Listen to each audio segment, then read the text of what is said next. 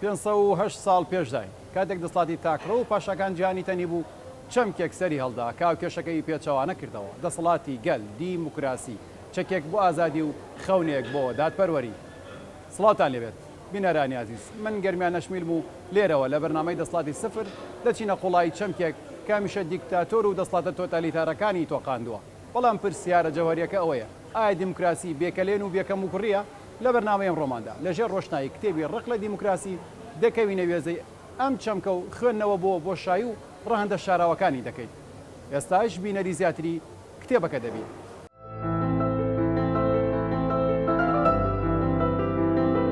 دەربارەی ئەم کتێبە کتێب ناو ڕق لە دیموکراسی بابەت فەلسەفەی سیاسی نووسەر ژاک ڕانسێر لە عەرەبیەوە ئەرسەلان ئەفراسیاو ناجی ئەفراسیاو دیزایانی ناوەوە ئارام عەلی دیزایانی بەرێک ئارام عەلی زنجیرە چواردە نۆرەی چاپ 2007 تیراژ 1000 دانە نرخ 5000 دینار چاپ چاپخانەی تاران ژماری سپاردنی 1601 ساڵی 2007 پێدراوە لا بڕێوەبەرایەتی گشتی کتێبخانەکان. نووسری ئەم کتێبە ژاک ڕانسێر لەدایک بووی 1940 یەکێکە لە دیارترین فەیلسوف و ڕەخنەگرە سیاسیە هاوچەرخەکانی فەڕەنسا. یەکێک بوو لە قوتابیە نزیکەکانی فەیلسوفی مارکسیستی لوی ئالتوسێر. کارەکانی زیاتر لە دەوری چەمکەکانی یەکسانی سیاست و دیموکراسی دەسوڕێنەوە. لە بواری هونەر، سینەما و ئەدەبیشدا خاوەنی تێڕوانینی قوڵە. ئێستا پرۆفیسۆری فەخریە لە زانکۆی پاریس 8.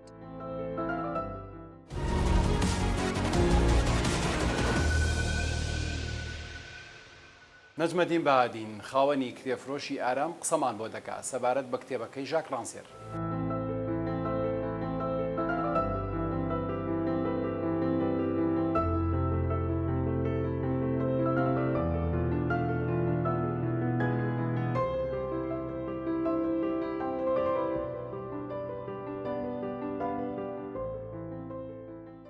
کتێبی ڕق لە دیموکراتی ژاک ڕانسێر وەرجێر ناجی ئەفراسیال دەرچووە، بەڵام ئێمە ئاگامان لێ نییە. ئەو کتێبە ڕق لە دیموکراسی ئەبوایە لە پێش هەموو شوێنێک لێرە هەبایە، چونکە ئێمە دیعای ئەوەکەین کە ئێرە شاری ڕۆشنبیریە. بەداخەوە وەکوتم لە سەرەتایە ئەو کتێبانە یعنی معریفەی ئینسان زیادەکە و خەڵک بە پەرۆشن بۆ خوێندنەوەی، بەڵام بەداخە لە دوای ماوەیەکی دوور و درێژ ئەنجا هەستی پێکەین کە بڵاو کراوەتەوە ئێمە ئاگامان لێ نییە.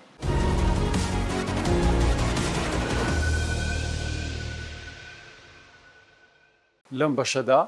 وریا حەسەن وەک ڕۆژنامەنووس ڕەخنە و پێشنیاز و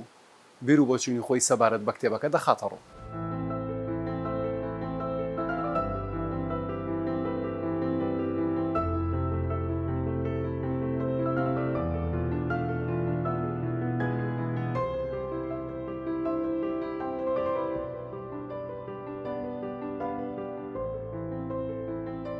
دیموکراسی وشە جوانەگە و وشە ڕازاوەگەی ناو بازاڕی سیاسەت و ژیانی ئەمڕۆی مرۆڤایەتی بە شێوێ لە شێوەکان توانین بڵێن تەنیا وەکو ناو جوانە، بەڵام ئەوەی کە لە ڕاستیە ئەوەی کە بەبەریا کراوە لە دنیای ئەمڕۆژی لە سیاسەتی ئەمڕۆژیە بەکارهێنانی ئەو چەمک و ئەو وشەیە بۆ پەرەدان بە داگیرکاری، بۆ پەرەدان بە کۆمەڵکوژی، بە تایبەتی بۆ نەتەوانەی کە زیاترین هەڵ و زیاترین چنیەتیان هەیە بۆم گەیشتن بەم دەستەواژە و ناوەڕۆکیم دەستەواژەیە. ئێمە بەڕاستی وەکو کوردیش بێبەری نەبووین لەو بابەتەی کە لە گەڕان بە دوای دیموکراسیە توانم بڵێم زیاترین قوربانیماندا. کاتێک کە گەیشتینەوە شوێنەکە وتیان ئەمە دیموکراسیە، ئەمە واتە ڕاستەقینەکە دیموکراسی پێچەوانەی ئەو شتەکە بووە ڕووباڕوویدا و ئەتوانم بڵێم ژیانمان بە تاواتی کەوتە ژێر هێمنەی داگیرکاری وڵاتانی داگیرکەر و لەگەڵیشیە کۆمەڵکوشکران بە ناوی دیموکراسی و کۆمەڵکوشکران بە ناوی ئازادیەوە، ئیسێش کۆتۆ بەندەکرین بە ناوی دیموکراسیت و ئازادیەوە. دیموکراسیت بە واتای ئەوان و دیموکراسی دۆکۆ پێویستی ئێمە. کتێبی ڕق لە دیموکراسی لە ڕاستیەکی لەو کتێبانەیە کە ڕەنگە گەبگەڕینەوە بۆ ناوەڕۆکەگەی لە ناوەگەی تۆزە جیاوازتر بێت. هیچ کەسی ڕقی لەو چەمکە جوانە نییە، هیچ کەسی ڕقی لە ئەو ماناواتە جوانە نییە کە بۆ ئەم وشەیە داڕێژرا بەڵام لە ڕاستیە ئێمە کاتێکە لە بواری پراکتیکیە سێریەکەن سێرەکەن لە ڕاستیە ئەو وشێت ئەگەر بۆ واقع بمیلەتی خۆمان سێریکە نەموشەیە ئەتوانم بڵم دیوە خراپەکەی یانوا تا خراپەکەی بۆ ئێمە وەرگێڕان کراوە دراوە بە ئێمە و بە پراکتی کراوە ئێمە بەنای دیموکراسیەت و بەنای ئازادیەوە هەتاکو ئیمڕۆژ کۆمەڵکوژەکرین سژنەکرین ئاستەنگەکرین باوەڕەکەم بۆ ئێمە کورد لەوە ڕاستیە وشە دیموکراسیەت واتایگی جیاوازیە بووە کتێبی ڕق لە دیموکراسیت کە ژان ڕالسێر نووسیەتی ڕەنگە نووسەریش وەکو خۆی هەتا ئەو دقیقەکەم کتێبێ نووسی و خستوێتە سەر خرمانی کتێبخانەی جیهانی باوەڕێکی تەواو جیاوازی بە چەمکی دیموکراسی هەبوو بێت چونکە لە کتێبەگە سێرەکەیت بە شێوەی باس لە دیموکراسی دەکا کە بۆتە دێوزمەیەک لە ژیانی ڕۆژی مرۆڤایەتە کاکەرسەلان و کاک ناجێفراسیایش بەڕاستی کاتێکە ئەم کتێبیان وەرگێڕاندووە هەستەکەم لە سومعەیەکی یان لە پێگەیگی تاکیگی کوردەوە ڕوانیانتە چیرۆکە گەوت ڕوانیانتە ناوەڕۆکیم کتێبە کە وەرگێڕانیان بۆی کرد زۆربەی بابەتەکانی ناو کتێبەکە و زۆربەی ئەو شتانە کە تیا بوو هەستەکەم ئازارێکی زۆری داون بۆ شێوازەدایان ڕشتوێتەوە یعنی هیچ کاتێک هەوڵیان نەداوە بەرگیگی جوان کە نەبەر ئەم چەمکەی کە لە ڕاستیە خۆی وەکو چەمک جوان بووە و لە ناوەڕۆک و پراکتیکا هیچ واتایگی لە جوانیتیان نەبووە ئەمە لایەنێکی تری مەسلەی وەرگێڕانەگەیەتی کاتێک کە کتێبی ڕق لە دیموکراسی بە نووساوە ئینگلیزیەکەی خوێنیتەوە بابەتێکی تەواو قورس و ئەتوانم بڵێم گرانە لەسەر خوێنەر بەڵام وەرگێڕانە عەرەبی و کوردیەکەی من نتوانم بە دڵنیاییەوە بڵێم وەرگێڕانە عەرەبیەکە نێتوانی و حەقی کتێبەکە بە چونکە ئەویش هەوڵی داوە لە ڕێگەی ڕوانگەیەکی فاشیزمانەی عەرەبیەوە ناسیۆنالیسمانێکی عەرەبیەوە ئەو وشەیە بە بەرکارێک و بە باهۆکارە بزانێ بۆەوەی کە بەکاری بێنن لە بەرامبەر نەتەوەگانی ترا بەڵام لە وەرگێڕانە کوردیەکە خۆشبەختانە هێندێک بابەتی تیا سەرڕاست کراوەتەوە و لە نووسین و لە شێوازی داڕشتنەوەگە ئینسان تێگا کە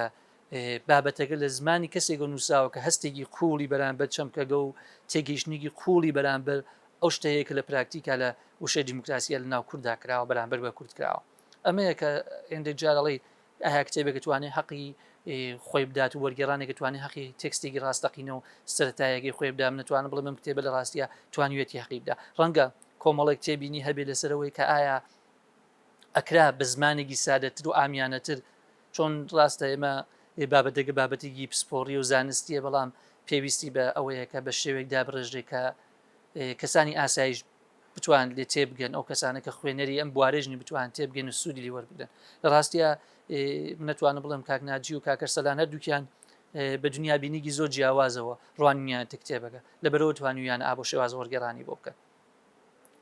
کتێبەکە لە حەجم و قەبارەیە ڕەنگە بچوو پێ بەڵام لە ناوەڕۆکە دنیایەک قسەی هەیە کە ڕەنگە هەر کەسێک لە ئێمە کە بیخوێنینەوە بە سەدان پرسیارمانە لا دوورست پێکە بۆچی ئەم ناوەتان لەسەرم کتێبدانەیە بۆچی نووسەرم ناوەی هەڵبژاردووە ئایا ڕق لە دیموکراسی بۆ ئەم موشەیە ڕاستە منەڵێم بەڵێ بۆ ئێمە کورد بۆ ئەو کەسانەی کە بەناوی دیموکراسیەوە جینوسای دەکرێن بەناوی دیموکراسیەوە داگیر دەکرێن بەناوی دیموکراسیەوە کۆتۆبەند دەکرێن ڕاستە منیژەڵم دەستەواژەیەک و ناوێکی پڕ بە پێستی کتێبەکەیە و پڕ بە پێستی وشەکەی لە دنیای ڕۆژیە ئەوەی کە لە دنیای ڕۆژیای مەبینی لە ڕاستیە ئەوەیە نەتەنیا مەسلەی دیموکراسی بۆ زۆربێت چەمکە جوانەکان کە لە دنیای سیاسەتا داڕێژراوە لە زانستی سیاسیا داڕێژراوە واتایەکی تەواو پێچەوانە هەیە یعنی ئێمە هیچ کاتێک ناتوانین هەست بە واتە ڕاستەقینانە بکەین کە ئەبێ وا بێت و بۆ شێوازە ئێمە فێرکراوین و لەگەڵەوەیە کە بە پراکتیکەکرێ کاتێکژە چینە بەردەمیان دیموکراسیت بۆوان تا ئەو پەڕی واتای جیاوازی هەیە بۆ ئێمەش بێمافکردنمان و سەرکوتکردنمان واتای دیموکراسی لای ئەوان ئەمەیە کە توانیمانە تا ئیستا بربەرەکانێ بکەین لە نێوان ئەوەی کە ئایا ئێمە بە دوای دیموکراسی ئاگەڕین و ئایا پێویستە وەکو تاکیگی کورد پێناسێکی جیاوازمان لە دیموکراسی بێ بنەڵم بەڵێ پێویستە تاکی کورد دیموکراسیەت بەو واتە بریق و باقی کە هەیەی تێنەکە بەڵکو ئەوەی کە بەرامبەرمان کراوە لە ڕاستیە لە ڕوانگەی ئەوانە بە دیموکراسیت ناسرا و ئێمەژە بێ داڕشتنەوەیکی تاوا جیاوازمانە بێت چەمکی دیموکراسی ئایا ئەتوانینم کارە بکەین ئەڵێم ئەمانە هەوڵێکی تەواو جیاوازن کە پێویستە تاکی کورد هەوڵی بۆ بدە ئێمە واتای وشەکان نەبۆ شتێک کە پێمانەڵێن ئەمەیە بەڵکو بۆ واتایە کە ڕاستەقین و پراکتیکایە تێبگەین بۆی کە بتوانین هەستکۆتێکی تاواتی لەگەڵا بکەین.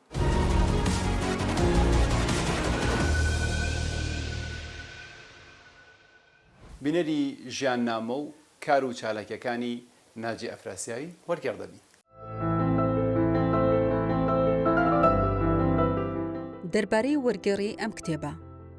ناجی ئەفراسیاو لەدایکبووی 1986 پێنجوێن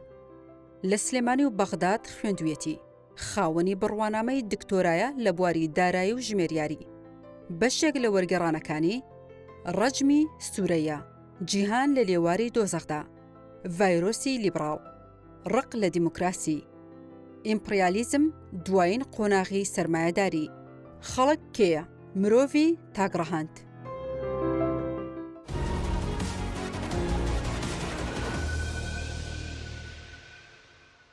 دیموکراسی ئەو دەستەواژەیەی هەر لە دێر زەمانەوە زۆربەی بیرمەند و فەیلسوفەکان قسەیان لەسەر کردووە وام دەسڵاتیان بە دەسڵاتی گەل ناوبردووە بەڵام فەیلسوفێک بە ناوی ژاک ڕانسێر دێت و دەستەواژەکە ئاژوو دەکاتەوە و ناوی دەنێ ڕق لە دیموکراسی وە کتێبێک دەنووسێ لەم بارەیەوە بۆ گفتوگۆکردنی زیاتر لەبارەی کتێبەکەەوە ناجی ئەفراسیایی وەرگێڕمان لەگەڵایە. کاک ناجی بەخێر بێ بۆ بەرنامەکە. زۆر سپاس لەشتان ساغ بێت. ئەمێ لێەوە دەست پێ بکەم هۆکاری پشتی وەرگێڕانی ئەم کتێبە چییە؟ لە ڕاستیە ئێمە وەکو ڕۆژهەڵاتی ناوەڕاست و بە تایبەتی تر لە عێراق لە کوردستان وشەی دیموکراسی سەرەتا لەم ساڵانەی دواییە تەرزێکی خۆشی هەبوو و پێمان وابوو یانگەلانی ئەم ناوچەیە پێی وایە کە دیموکراسی ئیترەوەی کە بە فۆرمە ڕۆژئاواییەکەی کە هەناردەی ڕۆژهەڵات ئەکرێت هەمان ئەو لێکەوت و دەستکەوتانەیە بێ کە بۆ گەلانی هەبووە لە سەردەمێکە دیموکراسی کە ئەگەر بۆکومانە لانی کەم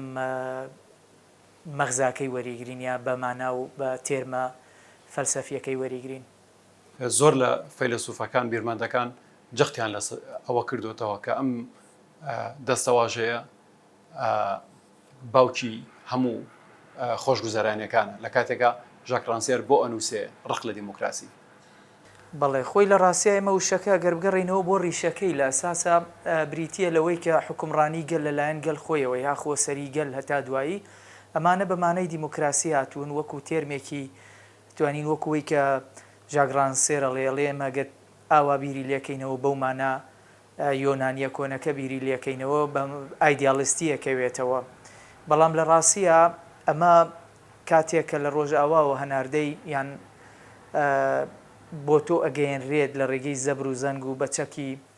کۆمەڵکوژەوە ئەگاتە ڕۆژهەڵاتی ناوەڕاستوە کاتە ئەم ناوچانەی کە ئیتر بە تایبەت لە دوای ڕژێمی ڕوخانی ڕژێمی بەعسوە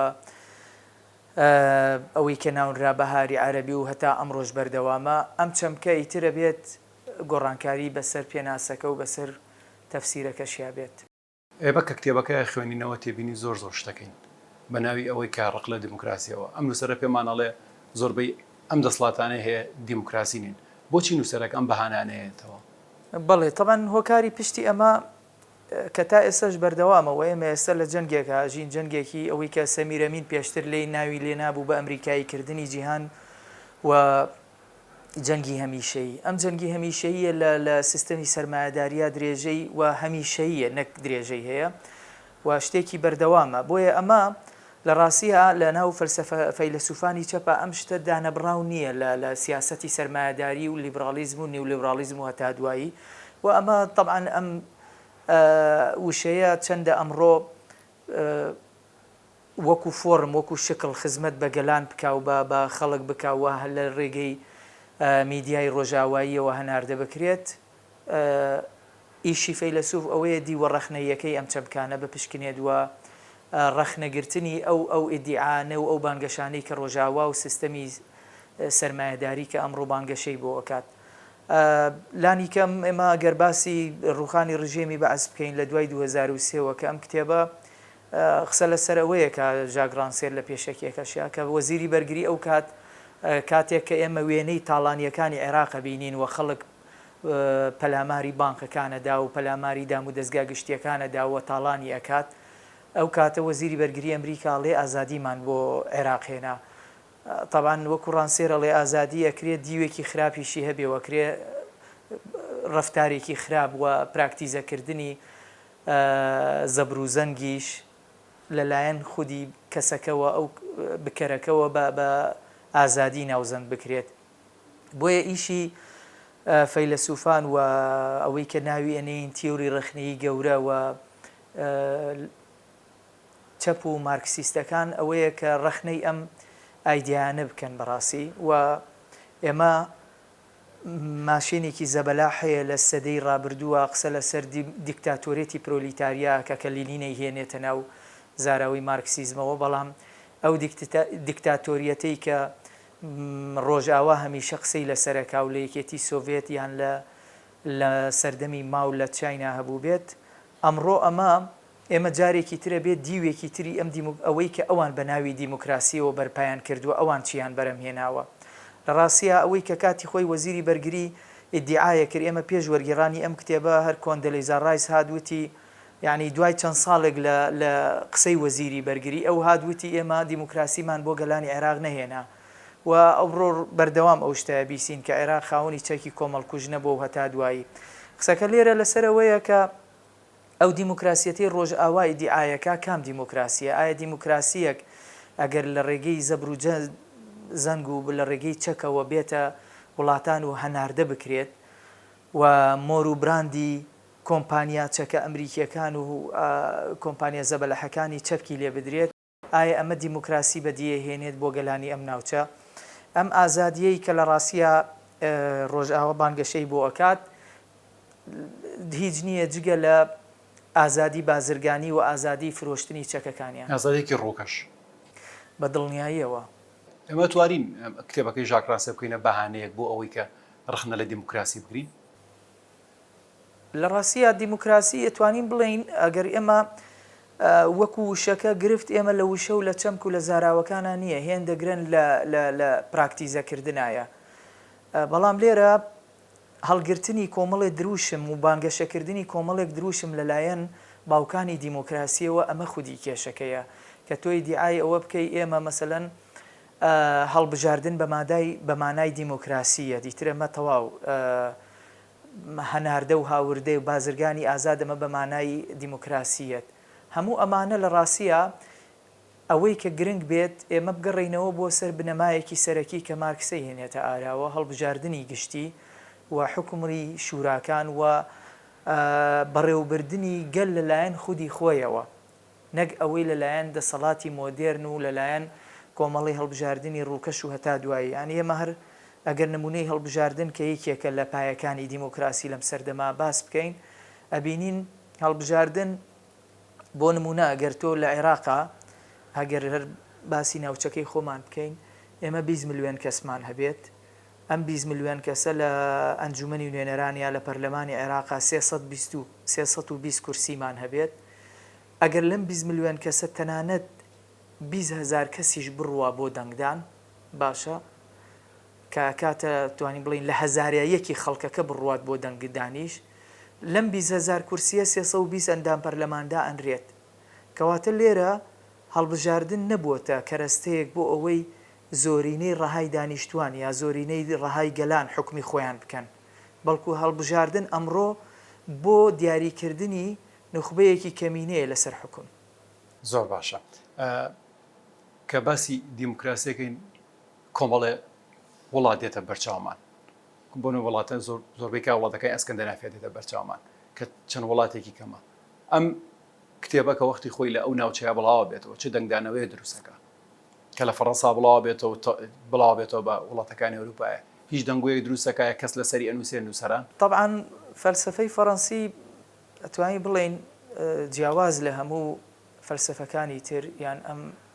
ژاک ڕانسێر لەو کاتا کە ئەمە ئەنووسێت کۆمەڵێک با بڵین بانگەشەی گەورە ئەکرێت لەسەر دیموکراسی لە ناوچەکە و ئەمە وای کردووە کە تەنانەت سەرۆکوەزیرانی ئەو کاتی دانیمارکیش لەسەر یەکێ لە هەڵبژاردنەکانی ڕۆژهەڵاتی ناوەڕاست قسەیەکە ئەڵێ ئێمە بێ جارێکی تر بەوا بچینەوە کە ئایا مەبەسمان لە هەڵبژاردن و لە دیموکراسیەت چییە؟ ئەبێ بەم چەمکانە بڕۆینەوە لەبەرەوەی ئەمڕۆ ئەگەر لە ساعت 49 ئەو کات باسی ئەوەیەکە لە ساعت 49 دەنگ بدات هێشتا ئەوان نەتوانن حکومڕانی بگرنە دەست و زۆرینەی پێک بهێنن. طبعا خۆش دەزانی لەم ساڵانی دواییە لە زۆرین بەی وڵاتانی ئەسکەندۆنافیا ئەم بابەتەیەتە ئاراوە کە پاشەکشەی چەپەکان و پارتە سەوزەکان وەهێنانە هاتنە پێشەوەی ڕاسیستەکان، یعنی ئەوە بەتایبەت ئاراستەی دژە کۆچبەری و ئاراستەی دژە ڕۆژهەڵاتی و هەتا دواییەتە ئاراوە. یعنی ئەتوانین بڵین لەو کاتەشا کە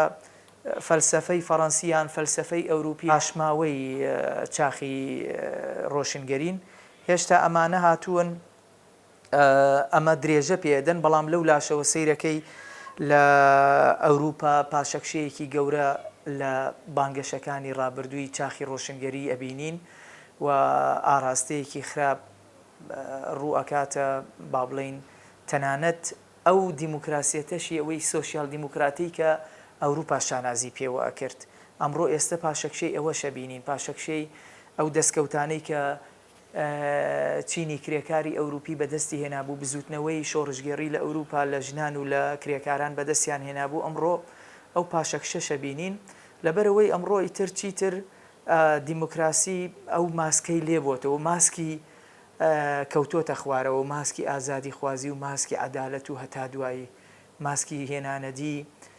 یەکسانی، هەموو ئەمانە لە ڕوخساری دیموکراسیەکەوێتە خوارەوە. و ئەمڕۆ بەڕاستی ئەوەی کە بەڕوونی گوزارش لەم دیموکراسیەتەیەکات ترەمپە،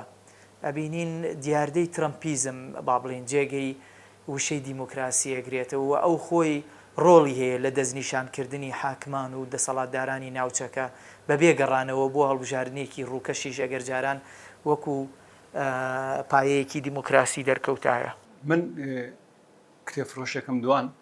لەسەر وڵاوبوونەوەی کتێبەکە ویسم بزانە لە ناو خوێنەرانی کووردا ئایا گاتە ناو بازاڕەکان، دیارە خۆیم کتێبەکە باسی دیموکراسیەکە بێ بگا بەدەستی گەل،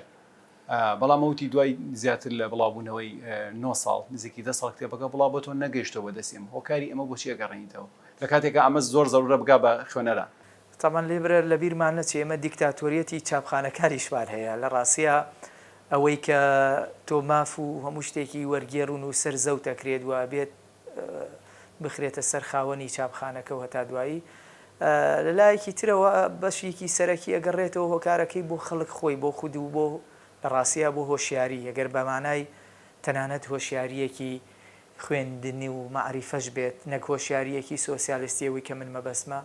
تەنانەت لەو ڕۆژەوە ئێمە گرفتمان هەیە. گینان ڕەنگە نرخی باشترین کتێب ئەمڕۆ نەگاتە نرخی نێرگەلەیەک یاخود دانیشتنی ناو کافەیەک و هەتا دوایی چێژێکی کاتی کە بەسەریە بین. ئەمە گەڕێتەوە بۆ تەمەڵی بەڕاستی خەڵکی ئێمەوە نەگەڕان بە دوای هۆکارەکانی دواکەوتنی کۆمەلگای ئێمە. لانی کەمترین خوێندنەوە و کەمترین پارە خەرجکردن ئەمڕۆ لە خوێندنەوە لە کڕینی کتێباوە ئاکات کە تۆ بگەیت بەو ئامانجەی یان بگەیت بەو هۆکارەی کە بۆتە ئەوەی کە پاش کەوتنی تۆوە نەبوونی نەعادالەتی و نەبوون و ئەو هەموو نادادەی ئەمڕۆ ئەو ستەم و جەورەی کە بەسەر خەڵک و گەلانە هاتووە. خەڵک دوای ینی گەل خەڵکی ئاسایی زۆر دوای کتێبی فکری ناکەوێ ڕێکەوەی ینی یەکێکی تر لە هۆکارەکان بەدەر لە بابەتی خوێندنەوەکەش ئەمڕۆ کتێبی فکری کەمترین بەڕاستی کاتێکام کتێبە زۆر گرنگە بۆ خەڵک و بۆ گەل ئەبێ. بەڵێ ینی ئێمە گەر دیقەت بدەین زیاتر یا کتێبێکی ڕۆحانی و ئاینی ئەمڕۆ لە پێشانگاکانی شاڕوە یا کتێبێکی شعر و ئەدەب و هەتا دوایی، یعنی کتێبی فکر کەمتر ئەچێتە ناو خەڵکەوە، کەمتر خەڵک بە دوایە ئەگەڕێت. لەبەرەوەی ڕەنگە بڵێ من بەباشی لە چەمکەکان تێناگەموە چەند شعرێک یا بۆ نمونە چیرۆکێک زووتر بۆ ئەو بدا بەدەستەوە بۆ ئەوەی کە ئەوە بکات. بیری لەوە کردەوە کە کتێبەکە وەرگێڕە تاچەند بۆ خوێنەری کوردیا تاچەند بۆ ئێمە گرنگە لە ناوچەکە کە لە کوردستانین. بە دڵنیایی ئێمە وەکو کۆمەڵێک و لەگەڵ هاوڕێ ئەرسەلانیش کە ئەویش هاوبەشی سەرەکی وەم وەرگێڕانە بۆ پێکەوە ئێمە کتێبی تریشمان وەرگێڕا و کاری ترمان هەیە بووە هەموو کتێبێک لەگەڵ ئەو هاوڕانە کە وەریەگێڕین ئێمە ئامانجمان گەیشتنیەتی بە تاک بە تاکی خەڵکی خۆمان و گەلی کورد بە تایبەت لەبەرەوەی ئێمە یەکێکی تر لە کێشەکانی کتێبخانی کوردی ئەوەیە کە کەمترین لە ساڵانی هەشتاکان و نەوەتەکان ئەوەی بە ناوی نوخبۆی کوردی و ڕۆشنبیری کوردی و نووسری کوردی و وەرگێڕی کوردیەوە یعنی کەمترین دەستیان بردووە بۆ کتێبە فکریەکان لانی کەم ئەگەر لەسەر فکریش نووسی بێتیان دەستیان بۆ وەرگێڕان نەبردووە بەڵکو خۆیان نووسیویانە ئەمە وای کردووە کلێنێک دروست ببێەوە ئێمە هەوڵمانداوە هەم ئەم کلێنە بکەینەوە لە گۆشەی فکرە و هەم ئامانجی ئێمە و خۆمان ئەوەیە کە فکری سۆسیالیستیان فکری ڕخنەی وی ناوێنین تیۆری ڕخنەی گەورە بگات بە تاک بە تاکی ئەم وڵاتە. زۆر باشە من دو پرسیاری خۆمەکەم لە سەر کتێبەکە دیارە قسە زۆر هەڵەگرێ ئەوەی تێبینی و کردوێ بە درێژایی کتێبەکە ئەم نووسەرە ئەوێ بڵێ چی لەسەر دموکراسی و پەیامی کۆتایی نووسەرەکەمان پێ بڵێ. طبعاً ئێمە هیچ فەیلسوفێک بەسم کتێبەکەیە بەڵێ هەر لە کتێبەکە وەکو ئایدیایەک یان وەکو تێزێک ئەم فەیلسوفە ئیشی لەسەر کردووە فرێدانی کۆمەڵێ چەمک و ڕخنەیە بۆ ئەوەی کە تۆ وا لێ بکات هۆش بە هۆش خۆتا بێتەوە کە بەسەرەن ئەو تەرزە خۆشەی کە هەمان بوو بۆ دیموکراسی بۆ ئازادی کە لە بەناوی پرۆسەی ئازادی و ڕووەکاتە وڵاتە ئێمە دیوەکەی پشتەوەی ببینین و دیوە ڕخنەیەکەی ببینین کە لە پشتی پەردەوە ئەگوزارێت و باوکانی دیموکراسی ئامانجیان چییە لەمە مەسەلەن ئایا ئامانجیان ئەوەیە تۆ خۆشبەخت بکات یا دوای ئەوە بە دەقات و سەدقات لە سامان و خێری ئەم وڵاتە جارێکی تر قازانج بەدەست بهێنێتەوە و ئەوەی خەرجی کردووە لێ دووەربگرێتەوە. زۆر سپاس بۆ تۆ کاک ناجی. زۆر سپاس بۆ ئێوەش لە شتان ساوێ. بە ڕێژان لێرەدا گفتوگویەکی تاواماکە لەسەر کتێبەکەی ژاک ڕانسێر لە بەرنامەیەکی یاوا دەتوانین هەر ئەوە نەحەق بە کتێبێک بین لە کتێبەکە پەیامی زۆر گەورەتریش و قسەی زیاتر هەڵەگرێت تا بەرنامەیەکی در بەنیازی دیدار.